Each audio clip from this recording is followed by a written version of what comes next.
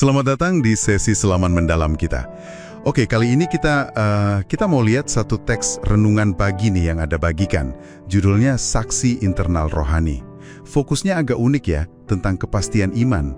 Tapi sumbernya itu bukan dari luar, melainkan dari dalam diri Anda sendiri. Betul sekali.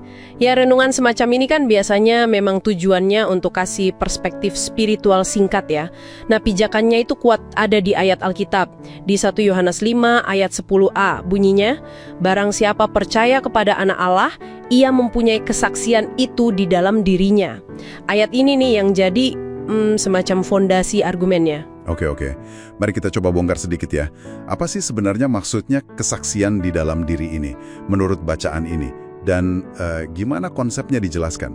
Soalnya ide bahwa jaminan itu ada di dalam kita, ini lumayan mendasar ya. Bukan sesuatu yang jauh gitu. Gimana teks ini menguraikannya? Nah, yang menarik di sini tuh bukan cuma identifikasi saksi internal itu sebagai Roh Kudus. Itu satu hal. Tapi gimana teks ini menggambarkannya sebagai kehadiran yang aktif. Itu penting. Jadi bukan cuma konsep teologi abstrak, tapi lebih ke relasional gitu.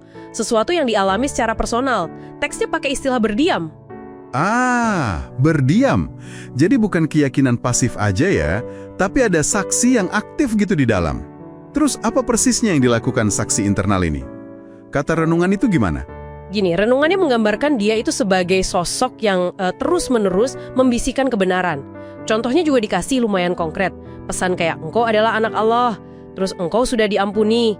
Gitu. Jadi fungsi utamanya yaitu meneguhkan identitas kita, status penerimaan kita di hadapan Tuhan. Secara internal dan ya berkelanjutan. Bisikan kebenaran ya. Menarik. Kayaknya ini inti kepastiannya. Tapi gimana caranya kita bisa dengar bisikan ini? Kan hidup sehari-hari berisik ya. Apa renungan ini kasih petunjuk praktis gitu?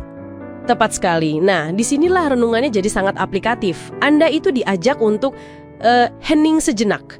Tujuannya juga jelas disebut, mencoba menangkap suara lembik dari saksi internal ini. Di tengah semua kebisingan, baik dari luar maupun dari dalam pikiran kita sendiri.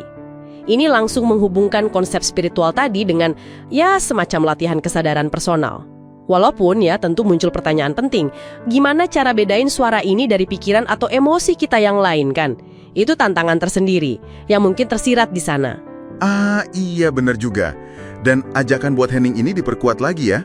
Di akhir ada poin refleksi sama doa. Ada pertanyaan kayak, apakah aku sudah belajar untuk peka terhadap suara Roh Kudus? Terus ada contoh doa, Roh Kudus berbicaralah padaku, bantu aku dengar suaramu. Jadi ini bukan sesuatu yang otomatis ya, tapi kepekaan yang perlu dilatih gitu, secara aktif. Betul, penekanannya memang di partisipasi aktif Anda. Jadi mengembangkan kepekaan terhadap suara internal ini digambarkan sebagai sebuah proses, sebuah pembelajaran, bukan sekedar tahu aja gitu. Intinya jaminannya sih ada, tapi untuk mendengarkannya ya butuh usaha sadar, perlu dilatih. Oke, jadi kalau kita coba rangkum nih ya, inti dari renungan singkat ini berarti kepastian iman itu punya fondasi internal yang kuat, yaitu kesaksian aktif Roh Kudus di dalam hati. Kesaksian ini bentuknya peneguhan status kita, pengampunan kita. Dan kuncinya ada di upaya kita sendiri ya, untuk secara sadar cari waktu hening biar bisa dengar suara lembut itu. Persis, ya sebuah perspektif yang menempatkan sumber jaminan itu jadi dekat sekali. Ada di dalam diri Anda sendiri. Tapi ya itu, tetap butuh latihan kepekaan untuk bisa mengaksesnya. Nah, sebagai penutup nih, mungkin ada satu pemikiran yang bisa Anda bawa pulang. Kalau memang benar ada kesaksian atau jaminan internal seperti yang digambarkan renungan ini, gimana ya kesadaran akan hal itu bisa mempengaruhi cara Anda menghadapi keraguan atau ketidakpastian lain dalam hidup? Maksudnya, bukan cuma soal iman aja, tapi mungkin juga dalam keputusan sehari-hari atau waktu menghadapi tantangan gitu. Sesuatu untuk direnungkan lebih jauh mungkin ya?